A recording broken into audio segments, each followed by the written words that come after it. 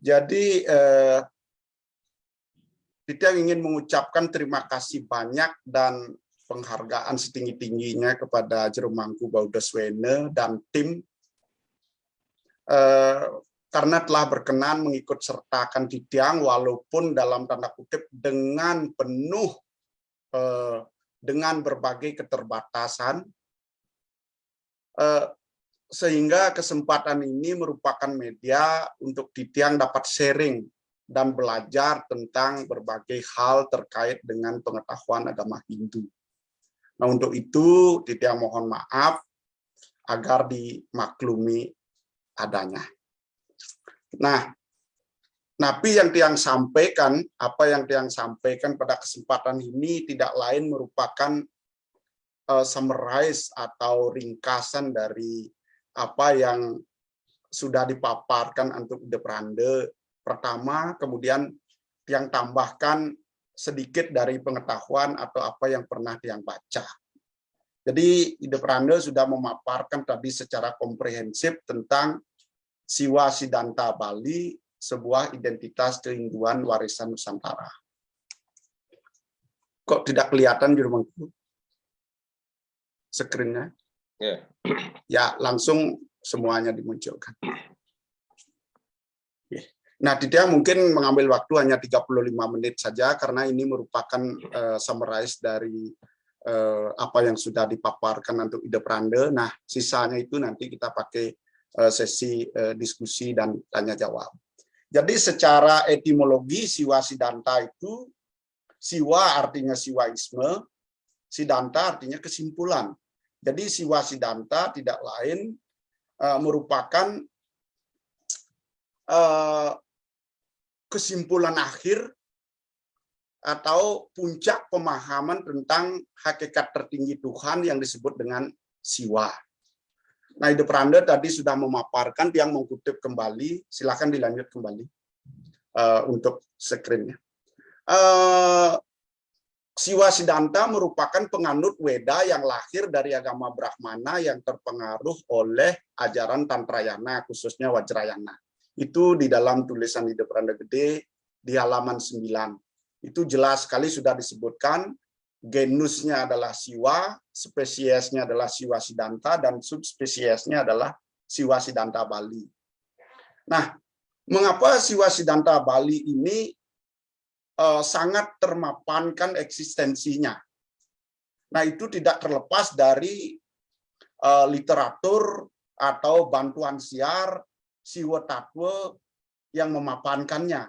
Antara lain misalnya seperti teks Buana Kose, Warahaspati Tatwa, Ganapati Tatwa, kemudian Maha Jenana, Tatwa Jenana, dan Jenana Siddhanta.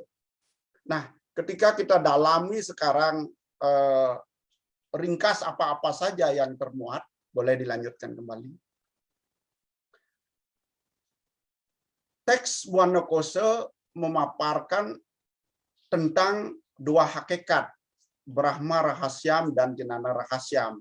Jadi pengetahuan tentang hakikat Siwa yang sangat rahasia. Nah, Brahma Rahasyam itu dialog antara Sri Muni Bhargawa dengan Betara Siwa, sedangkan Jenana Rahasyam itu dialog antara Betara Siwa, Betari Uma, dan Sang Hyang Kumara. Nah, apa yang dibahas tidak lain adalah hakikat kesewan, hakikat tentang Siwa tertinggi sebagai hakikat dari makrokosmos dan mikrokosmos, kalau diistilahkan dalam pengetahuan tentang Nirguna Brahman dan Saguna Brahman. Nah, itu yang bisa mungkin ditarik dari Buana Kose. Kemudian teks yang kedua yang memapankan Siwa Siddhanta adalah Warahaspati Tatwa. Nah, itu dialog antara Betara Iswara sebagai guru, Betara Iswara sebagai guru, dan Begawan Warahaspati yang menjabarkan tentang unsur-unsur yang menjadi sumber segala yang ada. Nah, apa saja yang ditekankan Ada duka telu yang pertama. Jadi penyebab kesengsaraan yang timbul di dunia ini. Yang pertama adalah adiatmika duka dari ketidakcerdasan kita. Kemudian yang kedua, daiwika duka adalah ketidakharmonisan hubungan kita dengan leluhur, dengan para dewa baik skala ataupun niskala. Itu juga menjadi penyebab kesengsaraan atau kedukaan. Kemudian yang ketiga adalah adi bautika duka. Ketidakharmonisan hubungan kita dengan alam semesta, unsur-unsur alam semesta, itu yang menyebabkan terjadinya duka seperti bencana, kemudian wabah penyakit, seperti apa yang terjadi tentang situasi yang melanda dunia sekarang ini. Nah, mengutip dari apa yang pernah disampaikan oleh Bapak Prof. Sukeyase, cara mengatasi duka telu ini paling pertama bisa dilakukan dengan sadana telu sebagai tahap awalnya, yakni tape, swadhyaya, dan iswara pratidana. Tape itu tidak lain adalah umaten indriya tanwineh lawan wisaya, artinya pengendalian diri. Kemudian bisa dilanjut screen-nya. Kemudian yang kedua, swadhyaya itu tidak lain adalah sikap mandiri, maju tanpa bala, berani menghadapi masalah secara mandiri, semua masalah. Kemudian yang terakhir, yang ketiga adalah iswara pratidana, itu selalu mendekatkan diri kepada leluhur, memuja para dewa. Niscaya itu bisa mengatasi duka telu. Kemudian di dalam teks Suraspati Tattwa juga dijelaskan sadana telu kelepasan. Jenana biodreka yang pertama, tresna dosa kesaya yang kedua, dan indriya yoga marga, itu cara mengatasi duka telu yang tadi. Jenana biodreka adalah dengan mencerdaskan diri, enlightenment. Kemudian tresna dosa kesaya itu bagaimana kita bisa melepaskan keterikatan kita dengan keduniawian ini. Kemudian yang ketiga adalah indriya yoga marga. Bagaimana kita mengendalikan indria-indria ini dengan refleksi yoga. Kemudian ada juga di teks Suraspati Tattwa itu menekankan bahwa pikiran akan merefleksikan kelahiran kita berikutnya. Nah, maaf saya tidak hafal semua. Jadi ikang cita hitu nikang atmo pamukti swarga naraka nimitanian panadip triak panjatmo manusia pamuktiakan kamoksan muang kelepasan. Jadi pikiran akan menentukan kelahiran kita berikutnya. Nah, untuk itu ditekankan bahwa marilah kita dengan baik dan benar menjaga pikiran ini, karena riastu ringangenangan mepala juga ya. Walaupun masih ada di angan-angan, itu sudah ada nanti efek atau akibatnya. Makanya ada kata manomulam ikang jagat. Jadi dunia ini adalah refleksi dari pikiran kita. Kemudian teks yang ketiga, Ganapati Tattwa yang memapankan Siwa Siddhanta di Bali, isinya adalah dialog antara Betara Siwa dengan Sang Hyang Ganapati yang memaparkan hakikat alam semesta yang tercipta dari panca dewata yang merupakan unsur yang paling halus, kemudian menjadi panca tamatra, unsur semi halus, dan selanjutnya menjadi panca mahabhuta, unsur yang paling kasar atau unsur yang nyata tampak ini. Kemudian Sang Hyang Mahajenana itu memaparkan tentang tata cara mencapai kelepasan, bagaimana Betara Guru sebagai guru yang sedang berdialog dengan Sang Hyang Kumara, sisya atau muridnya, diajarkan tentang tata cara menuju kemanunggalan dengan siwa. Nah, kembali juga siwa sebagai hakikat tertinggi. Kemudian Tattva Jnana mengajarkan dua unsur universal yang ada di alam semesta ini. Unsur acetana yang disebut dengan unsur kesadaran atau consciousness, disebut dengan sarwa tattva yang memiliki sifat tutur perkasa. Kemudian acetana adalah unsur ketidaksadaran atau unconsciousness yang disebut dengan maya tattva yang memiliki sifat lupa, disebut dengan tanpa jenana atau tanpa cetana. Yang terakhir adalah jenana siddhanta. Ini bahasannya cukup luas, ada 27 pembahasan. Itu intisarinya adalah ajaran tentang kelepasan atau moksa, menyatunya Atman dengan sumbernya. Di samping itu, pengampu dari ajaran Siwa Siddhanta di Bali sehingga bisa menjadi mapan seperti ini tidak terlepas juga dari peranan para cendekiawan Hindu, termasuk peranan para pandita sebagai simbol atau sebagai simbolik yang nyata secara skala.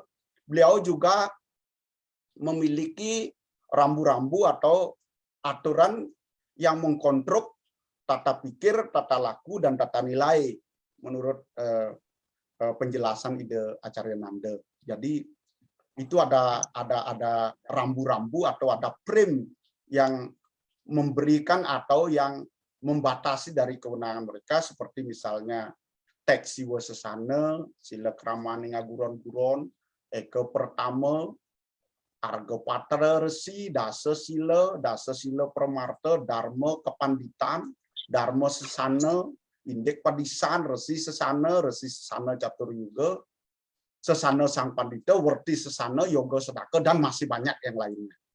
Nah, ini yang memberikan batasan-batasan atau kewenangan dari apa yang boleh dilakukan oleh para pandita sebagai pengampu eksistensi Siwa Siddhanta, sehingga betul-betul Siwa Siddhanta itu tersiar dengan baik, memiliki tata pikir, tata nilai, dan tata benda yang betul-betul sudah di-frame sesuai dengan teks-teks tersebut.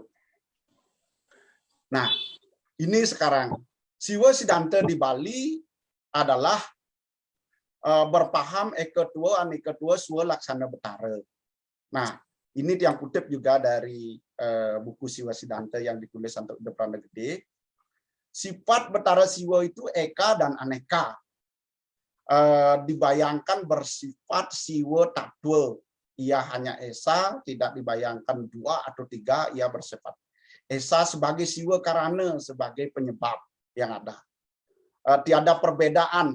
Aneka artinya betara dibayangkan bersifat caturda. Tadi sudah dibahas secara detail. Nah, bisa dilanjut screen-nya. Ketika kita mendiskusikan betara siwa sebagai sumber segalanya, itu ada tertuang di dalam teks Buana Kosa bab 3 sloka 79.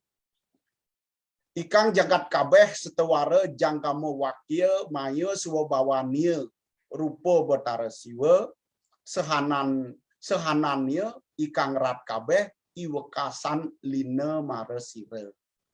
Jadi seluruh jagat raya ini tumbuh-tumbuhan, makhluk yang bergerak, yang mempunyai sifat maya, semuanya itu adalah manifestasi dari Sang Hyang Siwa. Nah, kemudian di Buana Kosa 3 bab 380 sloka 80, sakueheng jagat kabeh mijil saking betara siwa ike lina ring betara siwa ye. Jadi mungkin ini sudah umum, sudah sering dibahas.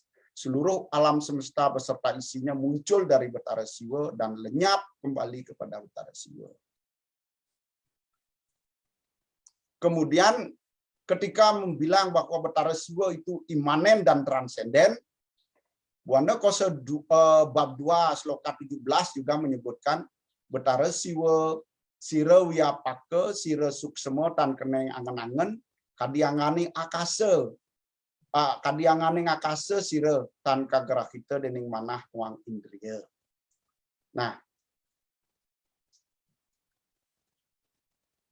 Bagaimana keberadaan Betara Siwa yang meresapi segalanya. Beliau gaib dan tidak dapat dipikirkan.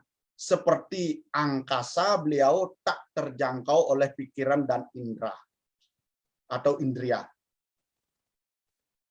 Betara Siwa Esa berada di mana-mana.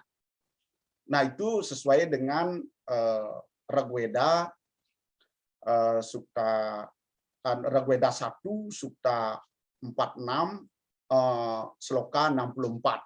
Ekam Satwipra Bahuda Wadanti. Ia hanya tunggal, namun para bijaksana menyebutnya dengan banyak nama. Nah, Betara Siwa Aneka tadi sampun di depan Anda. Boleh dilanjut screen-nya.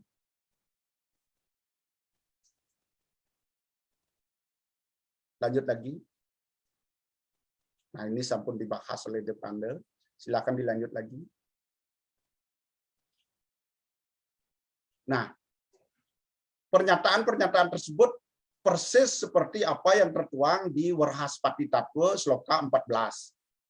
Siwa adalah Tuhan yang melingkupi 3 dimensi semesta.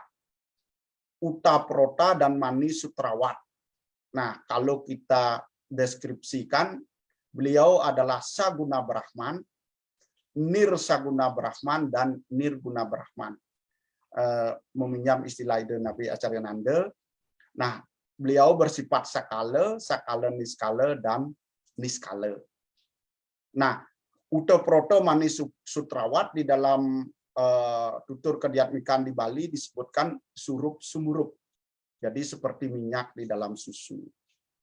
Nah, boleh dilanjut. Ketika kita membahas Siwa adalah sebagai Eka Aneka Swalaksana Betara, itu juga sesuai dengan paham Adwaita, Wisista, dan Dwaita.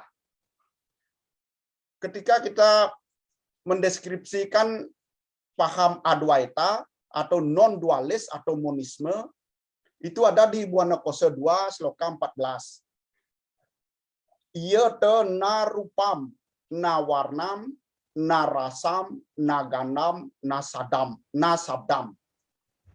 dan seterusnya.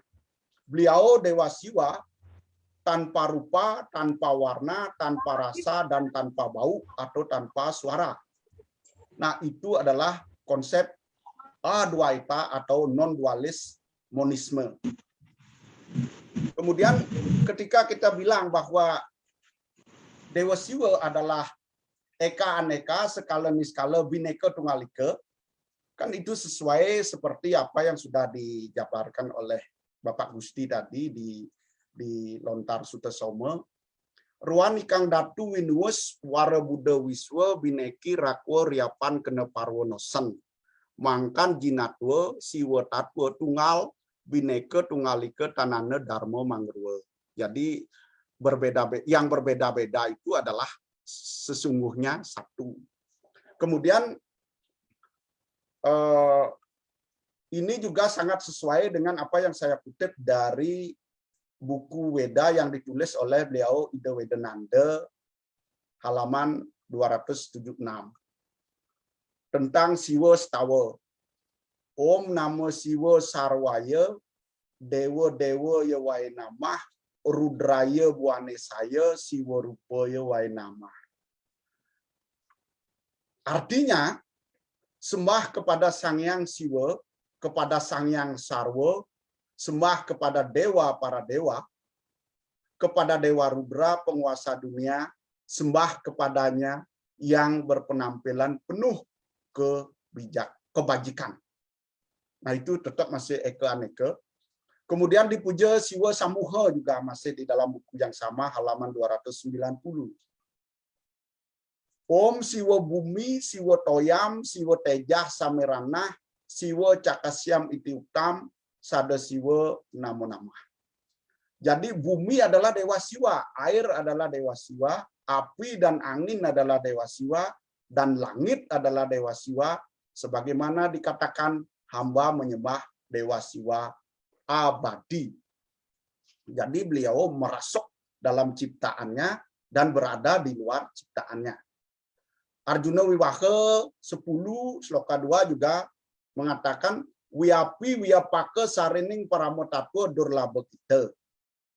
Icang tanhana kana lalit lawan hala ayu. Utpati setiti linaning dadi. Kita tan karana nika. Sangyang sangkan paraning syarat sakala niskalat maka kita. Jadi beliau meliputi seluruhnya, yang ada dan tiada, yang besar dan kecil, yang baik dan buruk, lahir, hidup, mati adalah beliau sebagai penyebabnya. Nah, oleh karena itu yang nyata dan tidak nyata, beliaulah semuanya itu. Yang tidak lain adalah ide betara siwa. Kemudian kalau paham A2 eta, ruo bineda tetapi dualitas, itu termuat dalam Murahaspati Tatwa sloka 6. Nda luir nikang tatwa kauruha kenante, cetana lawana cetana, cetana ngaran jenana suwabawa wuruh tan keneng lupa. Acetana ngaran tanpa jenana kadianganing watu. Atemu pua cetana lawan cetana, ya matemah. Ya mengadakan sarwa tatwa. Jadi cetana adalah kesadaran, cirinya tidak terkena lupa. Kemudian acetana adalah tanpa kesadaran, bagaikan batu. Pertemuan kesadaran dan ketidaksadaran itulah yang menjadi unsur dari yang ada ini. Nah, boleh dilanjut. Nah, ini sudah, jangan dilewatkan lagi. Kembali ke Siwa Siddhanta di Bali atau di Nusantara, kalau secara histori kita dalami seperti apa yang tiang baca dari buku Dueni de Prande, karena kita membahas tentang itu. Jadi penyebar ajaran Siwa Siddhanta ini adalah Maharsi Agastya. Nah, beliau mencoba mengkonstruk sebuah, kalau kita analogikan, sebuah miniatur gajah agar mudah dipahami, dikonfigurasikan, dideskripsikan oleh orang yang buta dalam upaya memahami gajah. Karena disebutkan dalam Murahaspati Tatwa sloka 4, ada orang yang buta yang ingin memahami gajah dengan memegangnya. Misalnya kalau dipegang telinganya atau kupingnya, gajah dibilang seperti kipas. Yang memegang gadingnya, gajah dibilang seperti kayu yang dibubut. Kemudian tulainya atau belalainya, gajah dibilang seperti naga. Kemudian ada yang memegang perutnya dibilang seperti lumbung padi. Nah, begitulah seandainya ketika pemahaman yang dilakukan secara sepotong-sepotong, maka melalui konstruksi dari Maharsi Agastya dibuatkan miniatur sehingga orang yang buta ketika meraba memiliki pemahaman yang sama tentang mendeskripsikan gajah itu. Kembali lagi tentang kata Siddhanta, ketika kita dalami dalam Buana Kosa 3, sloka 1 sampai 13, itu disebutkan kata Siddhanta itu menjadi 3. Boleh dilanjutkan lagi. Ada sikara, dakara, dan anta. Nah, kalau sikara itu sepadan dengan ludra atau bumi, dakara itu iswara atau akasa, anta itu adalah sorga atau sunya. Jadi sikara, dakara, dewa siwa itu menyusup, betara siwa itu menyusup kepada 3 dunia tersebut. Nah, bagaimana implementasi pemahaman Siwa Siddhanta ini yang direfleksikan oleh para pandita kita di Bali yang memapankan dari Siwa Siddhanta itu sendiri dalam konstruk ajaran Asta Murti Siwa. Boleh dilanjut lagi. Jadi apa yang dia pernah baca di buku karya Ida Bagus Swamba tahun 2007, halaman 339, beliau di sana menyebutkan angka 8 sebagai angka mistis Siwa. Nah, mengapa 8? karena terkonstruk dari Buta Matra nilainya 5, Prana Matra nilainya 2, Yajemana Matra nilainya 1. Nah, dalam lontar Eka pertama, beliau berwujud Sangkatrini Katon. Jadi pemujaan yang dilakukan oleh Bujangga menyucikan Burloke, yang ngagem gelar Kabudan menyucikan buah loke, dan yang ngagem Kasewan menyucikan suah loke. Nah, itu yang merefleksikan angka 8 sebagai angka dari angka mistis Siwa. Boleh dilanjutkan. Nah, apa yang Tiang kutip dari disertasinya Ida Nabi Acaryananda, beliau juga ada membahas tentang Asta Murti Siwa sebagai tio antroposentris, ketuhanan yang berpusat pada manusia. Jadi Pandita sebagai perwujudan Siwa skala yang berkesadaran kosmik. Bagaimana beliau bisa sampai ke kesadaran kosmik itu melalui 3 tahapan. Pratama Diksa, Madhyama Diksa, dan Paripurna Diksa. Pratama Diksa itu adalah proses dari Eka Jati menjadi Dwi Jati. Kemudian Madhyama Diksa itu bagaimana beliau melingihkan atau menginstitusikan Weda di dalam diri beliau, yang melalui prosesi yang disebut dengan ngelingihang Weda. Kemudian Paripurna Diksa dilalui dengan prosesi yang disebut dengan prosesi Mapulang Lingga. Nah, kebetulan waktu Tiang masih belajar di UHN, Universitas Gusti Bagus Sugriwa, ada membuat tulisan akhir judulnya Surya Sewana, teks dan konteks Surya Sewana Pandita Siwa di Kabupaten Gianyar. Nah, di situ Tiang bisa temukan sedikit atau simpulkan sedikit mengapa Pandita Siwa itu disebut Surya atau Siwa. Nah, ternyata secara teologis, kemudian ketika analisis melalui pemahaman secara filosofis, ada puja yang temukan di teks Sarga Patra, puja pungu atau catur sandya atau Bairawa mantra. Isinya 4, Brahma Sandya, Wisnu Sandya, Wadana Sandya atau Iswara Sandya, dan Budra Sandya. Ini adalah tentang konsep pelayanan sang pemuja kepada yang dipuja. Kalau Brahma Sandya, pemuja mencoba membangunkan yang dipuja. Dalam teks disebutkan beliau sedang Supta Aturu di Madyaning Padma. Betara Siwa itu sedang tertidur lelap di tengah Padma. Dibangunkan dengan api, dengan pedipan. Belum terjaga, kemudian dibangunkan dengan mantra. Penglandap ning sarwa mantra, itu teksnya Wisnu Sandya. Belum juga.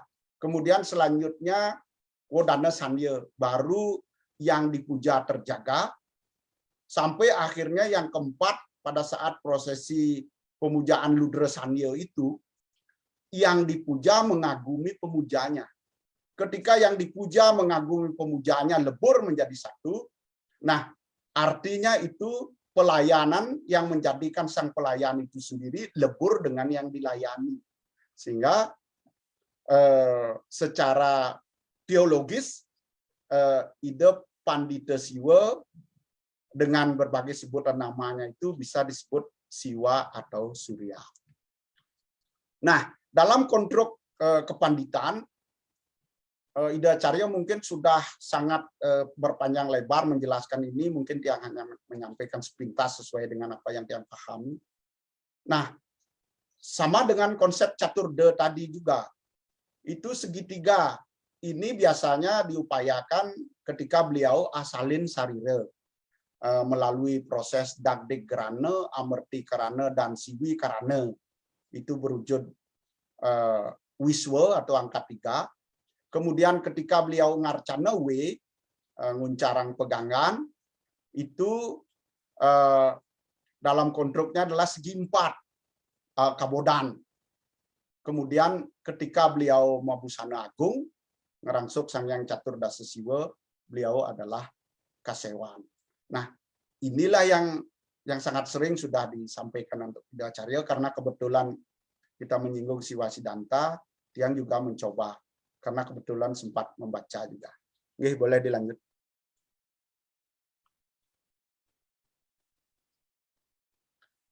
Nah, bagaimana proses pendakian beliau Pragayan Pandita Siwa menuju Siwa Sampurna. Nah, ini tahap yang ketiga. Tadi tahap yang kedua adalah proses Surya Sewana, yang ketiga adalah proses Mepulang Lingga. Kebetulan juga tulisan yang sekarang yang bikin ini adalah tentang Mepulang Lingga adalah satu implementasi yoga dan tantra Pandita Siwa di Kabupaten Gianyar. Nah, sedang dalam proses, semoga nanti bisa menjadi tulisan yang bisa kita bagi isinya untuk menambah sedikit wawasan. Jadi di Mundaka Upanishad disebutkan Sayo Haiwa Tat Paramam Brahma Weda Brahmaywa Bawati. Dia yang sesungguhnya yang mengerti Brahman, yang maha tinggi akan menjadi Brahman itu sendiri. Nah, bagaimana upaya Mepulang Lingga yang dilakukan oleh para pandita pengampu dari ajaran Siwa Siddhanta di Bali? Beliau tetap akan menselaraskan rasa dan jenana. Nah, rasa itu dari jenana beliau dipancarkan keluar mencari hakikat Siwa Lingga, kemudian kembali masuk ke dalam diri beliau, merekonfirmasi ke dalam Atma Lingga. Jadi adventurer, outlook, riset, dan inner riset itu disatukan. Maka ada pertemuan Ongkara Ngadag dan Ongkara Nyungsang seperti simbol bintang Daud itu. Nah, penyatuan Siwa Lingga dan Atma Lingga ini ketika berhasil sudah dikontrol melalui jenana dan rasa oleh beliau, maka beliau disebut Sangyang Ligot Bawa atau Anubawa, proses penunggalan atau Loka Sanggraha.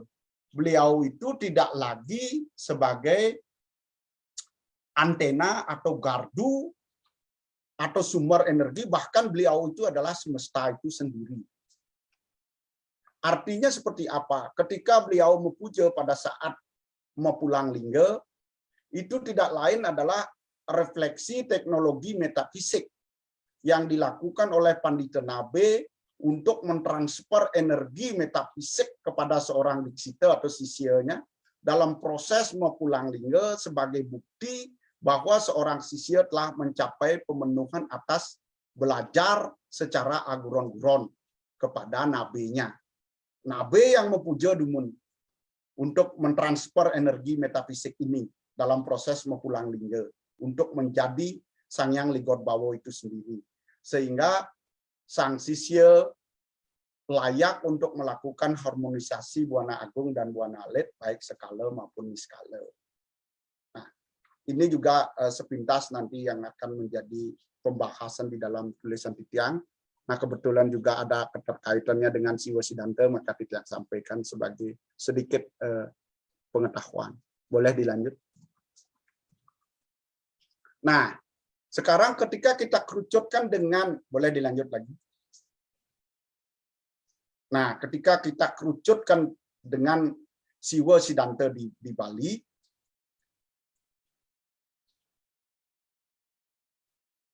bahwa sebelum abad ke-8 itu sudah masuk sesuai dengan buku dari yang karya Nida Pranda itu. Kemudian dimapankan lagi bahwa di abad ke-8 ketika kedatangan Maharsi Markandeya, beliau membawa konsep wali menjadi Bali. Wali itu terkait dengan penataan sarana dan sarana dan prasarana dari ritual. Sehingga Bali sangat identik dengan ritual.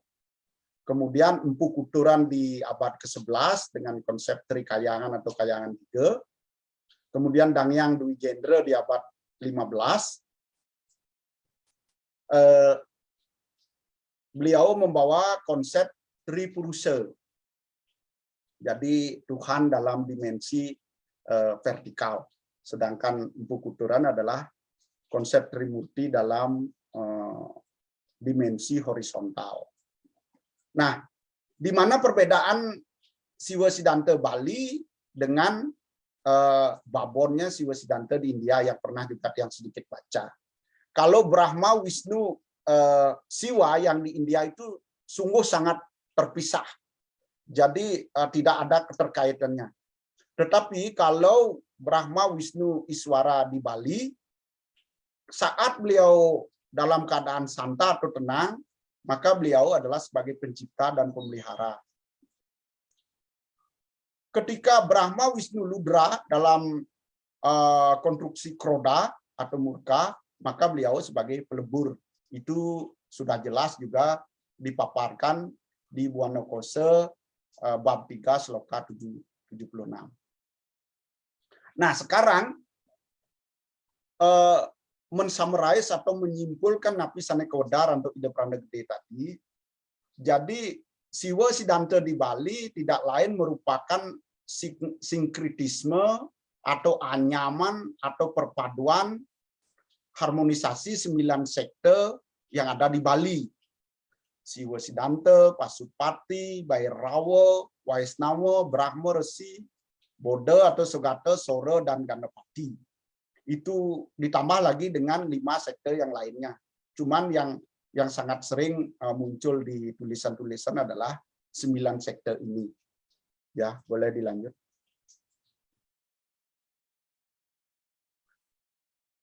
Nah, sekarang kita ke ciri-cirinya Siwa Siddhanta di Bali. Mungkin terkait juga dengan yang sudah dipaparkan untuk Ida Prana Gede tadi. Jadi Siwa Siddhanta di Bali ciri-cirinya adalah menggunakan ritual.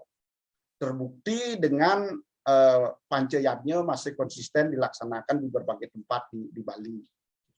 Kemudian ritual menggunakan Panca Mekara. Nah, ini belum disampaikan Wawu untuk Ida Prana. Jadi ada unsur daging, mamsa, unsur ikan, matsya, biji-bijian, mudra, minum-minuman, madya, dan simbol purusa perdana atau feminim dan maskulin. Itu sebagai unsur maituna yang tidak lain merupakan resapan dari ajaran Bhairawa, Sakta, dan Tantra. Nah, semuanya itu adalah wujud Betara Siwa yang menugerahkan kesuburan. Kemudian selanjutnya pemujaan lingga dan yoni. Makanya umat Hindu Siwa Siddhanta di Bali tidak henti-hentinya memuliakan gunung, memuliakan laut. Kemudian unsur luan dan teben juga sangat jelas patokannya. Nah, ini tidak lain adalah sebagai wujud maskulin dan feminim. Jadi ada dewa dan ada sakti. Kemudian peran Tri Sadaka tadi juga sudah dipaparkan dalam konsep Asta Murti Siwa. Itu masih dipakai sampai sekarang. Bahkan masih konsisten berlanjut. Kemudian ini juga belum disampaikan tadi untuk Ida Prana. Pemujaan menggunakan sangar surya di setiap upacara ini terkait dengan penyatuan ajaran Sora dari 9 sekte itu. Setiap upacara di hulunya itu pasti menggunakan sangar surya. Kemudian selanjutnya pemujaan Sang Hyang Tripurusa dalam wujud Ardhanariswari menggunakan Padmasana. Ini dari penyatuan ajaran konsep Tripurusa dari Danyang Dijendra. Kemudian pemujaan Trimurti, konsep Empu Kuturan. Maka di setiap merajan ada sanggah kemulaan atau pelinggih kemulaan, di pura ada kayangan 3 atau Trimandala. Nah, boleh dilanjut lagi, sudah mendekati kesimpulan. Nah, mengapa Siwa Siddhanta ini mapan sampai sekarang di Bali ketika kita boleh membanggakan diri sedikit, dan ini juga menjadi tata cara kita beragama dalam toleransi beragama. Agama Siwa Siddhanta di Bali selalu mengedepankan konsep keseimbangan dalam setiap tindakan atau perilaku beragama. Umat selalu berupaya menghindari, nah ini, sikap monolitik ekstremisme beragama dengan bersikap toleran, menghormati keberagaman, lentur menerima berbagai cara, jalan, tingkatan atau level dalam praktek beragama, baik menggunakan ajaran bakti, ajaran jenana, termasuk ajaran Raja Yoga, selalu menyediakan ruang-ruang untuk mengakomodasi berbagai perbedaan. Nah, inilah yang berimplikasi pada terwujudnya keharmonisan hidup beragama yang menjadi identitas masyarakat Hindu di Bali. Nah, mengapa sekarang jadi gaduh? Ini perlu pendalaman lebih lanjut. Siapa penyebabnya sebenarnya, terus bagaimana itu bisa terjadi? Nah, dari keharmonisan itu atau dari toleransi itulah yang menghasilkan balutan seni dan budaya bernapas Hindu yang berfungsi sebagai persembahan. Pasti semuanya adalah awalnya sebagai persembahan dan selanjutnya menjadi perekat solidaritas sosial keumatan yang tidak hanya untuk umat Hindu semata, melainkan seluruh umat beragama yang ada di Bali. Silakan dilanjut. Nah, bagaimana leburnya Weda menjadi lokal jenius di Bali, bercampur dengan lokal jenius di Bali. Ini saya kutip dari bahan ajar Bapak Prof. Made Surade, menyitir atau mengutip dari Menawa Dharma Sastra bab 2 sloka 10. Yang dimaksud dengan Sruti ialah Weda dengan Semerti adalah Dharma Sastra. Kedua macam pustaka suci ini tidak boleh diragukan kebenaran ajarannya karena keduanya itu adalah sumber dharma. Silakan dilanjutkan. Nah, Weda itu terkonstruk, artinya dipecah kalau dialirkan menjadi dua. Semoga ini saya tidak salah menjelaskan, atau nanti kalau perlu disempurnakan, mohon penyempurnaan dari teman-teman yang lain atau dari para mentor-mentor Titiang, baik dari Angkani de Prande. Jadi Weda Sruti dan Semerti seperti apa yang kutip di Menawa Dharma Sastra. Nah, inilah konfigurasi Siwa Siddhanta Nusantara khususnya di Bali yang merupakan penganut Weda. Spirit Weda yang menginspirasi, memayungi, memuliakan lokal jenius, kemudian mengalir menjadi cara hidup atau way of life agama Hindu di Bali. Nah, ini yang kutip juga dari bahan ajarnya Bapak Prof. Surade. Jadi jangan dilanjut dulu, ya. Sruti itu mengalir menjadi Caturweda, kemudian Semerti itu menjadi Wedanga, Upaweda dan Upangga Weda dan Upaweda. Wedanga itu mengalir menjadi 6, Siksa, Wiyakarana, Canda, Nirupta, Jyotisa, dan Kalpa. Di Bali menjadi ilmu fonetik, yang kedua menjadi ilmu tata bahasa, Canda menjadi lagu, 4 antara sinonim dan antonim, 5 Jyotisa itu menjadi ilmu astronomi, di Bali menjadi wariga, kemudian yang terakhir Kalpo itu menjadi ritual, tatanan ritual. Jadi ada teologi lokal, pemahaman tentang ketuhanan orang Bali, budaya orang Bali lebur dia menjadi satu. Di susastra, lontar-lontar menjadi lontar tato, etika, yadnya, asta kosala-kosali, wariga, itu menjadi kesusastraan, literasi, literatur yang digunakan oleh agama Hindu di Bali, kemudian menyusup menjadi tri kerangka agama Hindu. Nah, itu juga sudah ditulis di tulisan Ide Pranda. Kemudian Tatwa Susila Acara menjadi desa kala patra atau iksa sakti desa kala tatwa, menjadi indek-indek. Nah, itulah yang diimplementasikan oleh umat Hindu di desa Pekraman yang ada di Bali. Boleh dilanjut?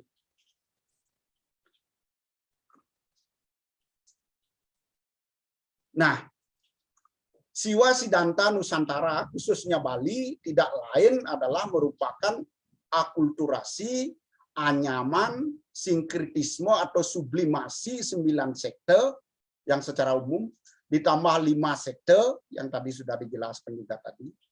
ditambah agama leluhur atau keyakinan setempat yang disebut dengan lokal genius, yang senantiasa berevolusi secara terbuka, dinamis menerima pengaruh budaya yang datang dari luar. Pengaruh budaya itu dianggap sebagai unsur-unsur atau zat penyubur Sifatnya bersifat kenyal, selektif dalam memfiltrasi unsur-unsur yang masuk, sehingga akulturasi unsur-unsur tersebut, penyatuan unsur-unsur itu ditampilkan dalam wujud kekhasan getah budaya sendiri. Nah, itu juga saya kutip dari buku Tantra Bapak Budi Utama dan Bahan Ajar Bapak Prof. Suradil. Nah, inilah sebenarnya agama Hindu Nusantara termasuk agama Siwa Siddhanta di Bali menyimpulkan genus, spesies, dan subspesies yang sudah sangat detail dipaparkan untuk Ida Pranda tadi.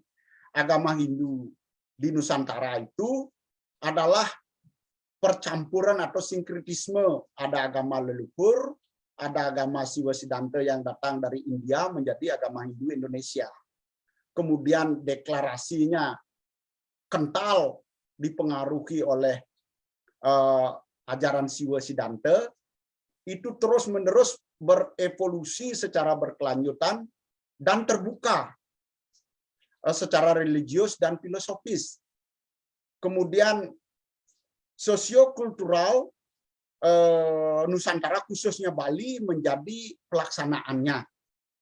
Di dalam pelaksanaannya tidak terpaku kaku pada Weda, jadi tidak teks yang tidak mentah-mentah diterjemahkan seperti apa yang tertuang, namun esensinya, intisarinya. Nah, itulah yang menjadi tradisi, adat, dan budaya yang menjadi pendukung kehidupan kita di Nusantara, lebih-lebih di seluruh pelosok Nusantara. Nah, kerangka ajarannya adalah tatua terkait dengan filsafat atau ideologi, susila adalah tata laku, bagaimana epistemologinya itu dilaksanakan, kemudian acara adalah sarana atau prasarana yang menjadi kelengkapannya. Nah, melahirkan konsep ekam sadwiprah wahuda wadanti. Sebenarnya Tuhan itu satu, namun orang bijaksana memberikannya dengan banyak nama. Silakan lanjut kembali ke kesimpulan. Nah, ini yang menjadi kesimpulan penutup yang mungkin bisa sebagai penetrasi atau meredam bagaimana mestinya kita bersikap. Walaupun ideologi kita berbeda, mungkin nanti kita bisa tuangkan dalam ajaran-ajaran luhur yang seperti ini. Sehingga sampai saat ini umat Hindu Siwa Siddhanta di Bali dan di Nusantara. Mejet-mejet kok keluar gini, gimana cara kembali? Saya ulang. Sampai saat ini umat Hindu Siwa Siddhanta biar balik.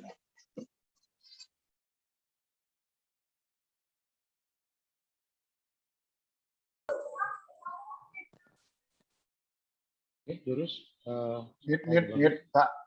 Udah bagus gede mute. Dibuka dulu. Pak, udah bagus.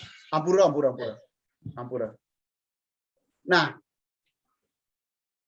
ketika kita simpulkan, sampai saat ini umat Hindu Siwa Siddhanta di Bali, bahkan di Nusantara menyadari bahwa keanekaragaman, keanekarupaan, warna-warni dalam kehidupan sosial religius merupakan anugerah Tuhan. Sehingga agama Hindu di Bali yang kental dengan ritual, kemudian ada di Tengger, di Kaharingan, itu saling melengkapi antara satu dan yang lainnya. Jadi seperti apa? Sikap dan kepribadian dalam tanda kutip cara beragama ini akan menjadikan seluruh umat manusia senantiasa santi lan jagat itu. Nah, demikian kira-kira sangat terbatas karena ini semuanya tekstual, terus terang saja karena itu tidak terlepas dari keterbatasan yang bahan baca atau bagaimana cara memahami. Nah, untuk itu semuanya sangat tekstual sekali. Mohon maaf atas kekurangan-kekurangan itu. Jadi terima kasih sekali lagi atas kesempatan yang diberikan. Sekurang-kurangnya saya mohon maaf, yang lebih tentu tidak ada. Nanti mohon teman-teman yang atau para mentor di tiang sami yang menyempurnakannya. Nggih suksma.